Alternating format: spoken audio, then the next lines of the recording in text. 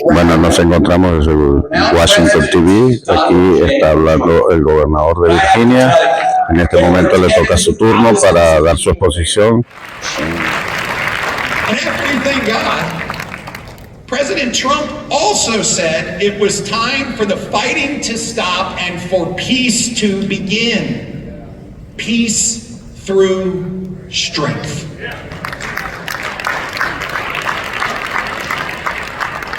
My friends, we are standing for what is right. And we are fighting for faith and freedom. And we are winning. We are winning.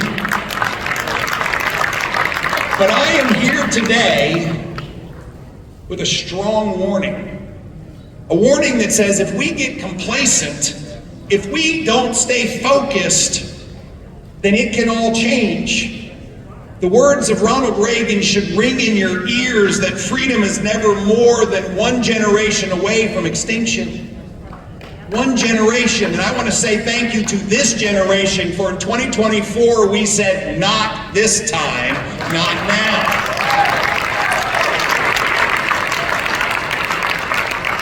But the truth is, the moment we let up, the moment that we stop standing strong for our shared values, we will lose, and we will invite darkness back. Elections have consequences. We know that in our spiritual lives, darkness is relentless. The enemy is relentless. And it's the same thing in our political life today. Listen, the progressive left will not stop. They will not stop trying to lead us down a path to socialism. And therefore, we can never stop. We have to continue to be a beacon, that light that constantly reinforces right versus wrong. And if we do stop, well then someone else will be making these most important decisions. Just look what happened in New York. Look what happened in New York. They nominated a mayoral candidate who would make Bernie Sanders blush.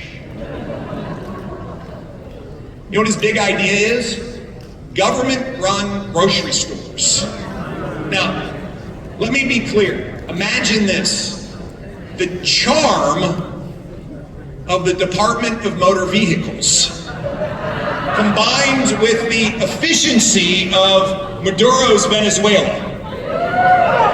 That is where he wants New Yorkers to have to go to buy bread and milk and eggs. The other side has nominated a self-described democratic socialist. That is where they will go. He wants to defund police again. He blamed Hamas for October 7th. I will say, as governor of Virginia, I do get a little excited to think about all of the U-Hauls that are packing up in Manhattan right now on their way across the Potomac and into Virginia. But it's not just New York. This is the challenge that we continually face, and why we have to continually remind ourselves that elections have consequences. Now you see, my beloved Virginia is in the middle of a most important election today. I know everybody has their eyes on the midterms, but all eyes should be on Virginia. All eyes, because we have in Virginia the most important race in America. We have Winsome Earl Sears as our standard bearer. She's a Christian. She's a Marine. She's a small business owner. And she knows how to lead.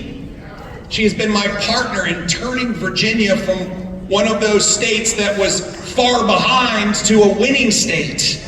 A state that has seen more jobs growth in Virginia than its history. More businesses investing than ever in its history.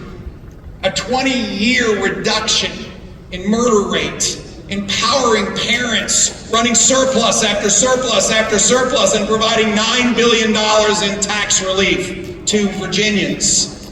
Virginia has gone from the back to the front, and she's running against someone who is pretending to be a moderate, a left, liberal, progressive who voted all the time with Nancy Pelosi. This is the moment.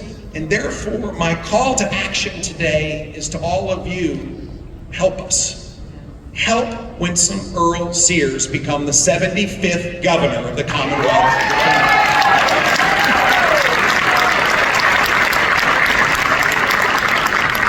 Help us.